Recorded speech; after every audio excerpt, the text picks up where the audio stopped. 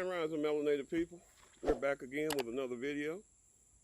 And today we wanted to talk to you about what's coming up Monday, the 4th of July, Independence Day. And I've seen a lot of people out there talking about celebrating it, not celebrating it. And a lot of people saying that they are going to celebrate it and they don't have any problem with it because of X, Y, and Z, la-di-dee, la-di-da.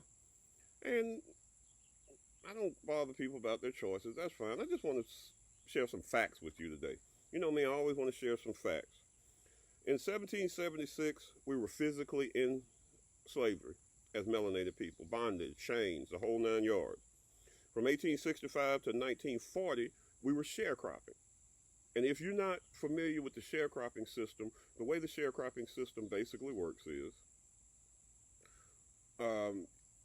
as a sharecropper, you use somebody else's land to grow food and they get a portion of it and you get a portion of the crop.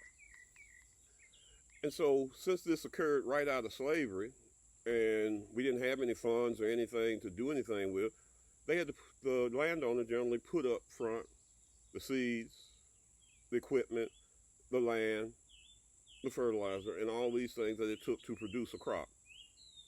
And then when the crop came in, you sold it, he got his half, you had your half.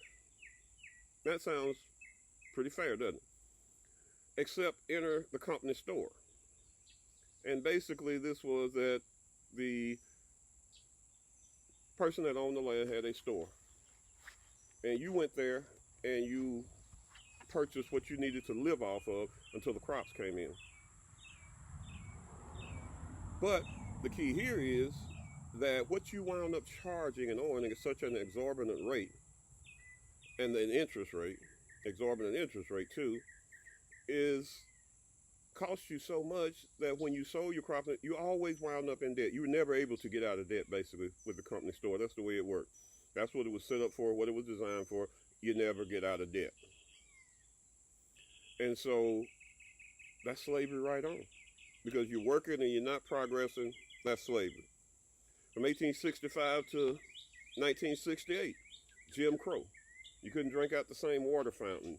You couldn't use the same bathrooms. You couldn't live in the same neighborhoods. You had a certain side of town you had to live on. You couldn't progress yourself. Slavery right on.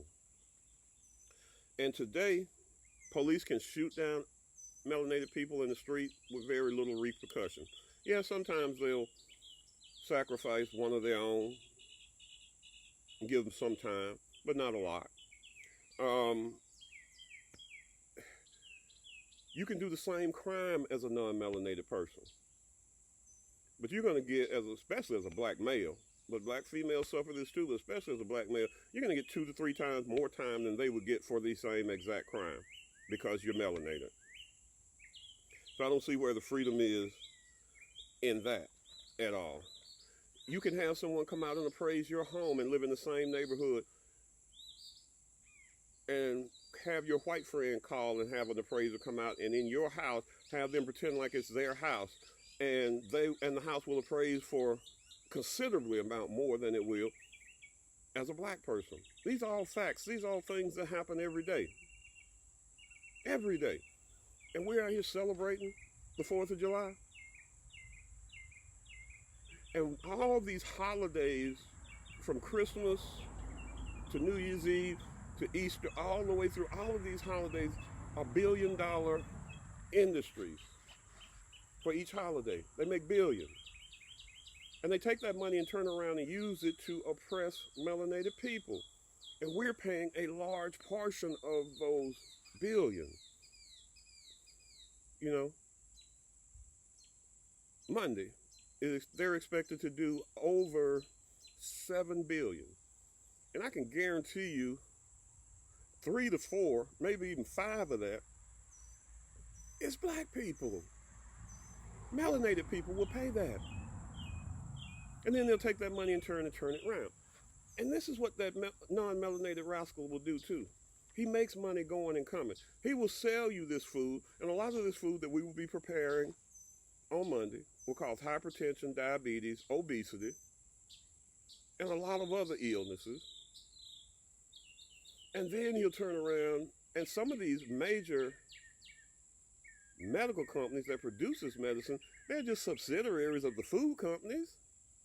So he'll sell it to you, then sell you medicine at an exorbitant rate that doesn't cure you, but just props you up and gives you a few more years on this earth for the cancers and all these things, and the hypertension and the diabetes. And make money on both ends. Sell you the food that causes the disease, and then sell you the medicine that eases the pain of the disease. And it don't stop there. Because then he'll turn around and sell your local black-owned funeral home the chemicals, the caskets, and the vaults to bury you in. So from the time you're born to the time you leave, he's just using you to make money. Millions and billions and billions of dollars. And then take those billions and billions of dollars and turn around and use them to oppress you and keep you from having what is rightfully yours. That's the way it works, people. Whether you realize it or not, that's the way it works. And we need to wake up and move forward and stop participating in this and stop spending this money to bring about our own demise. That's the only way things change. Even though we are a minority, we are a majority. We do a majority of the consuming of consumer goods in America. We're a cash cow. And then they take that money and turn around and use it against us. Well, that's all I have on that, my melanated people. Remember, I love you, care about you. You are the best people in the world. You were placed here as the caretakers of this earth, and you have been robbed of that. And I have no doubt that one day you will realize that, and you'll wake up and see and stand up for yourself. A shame, my brothers and sisters.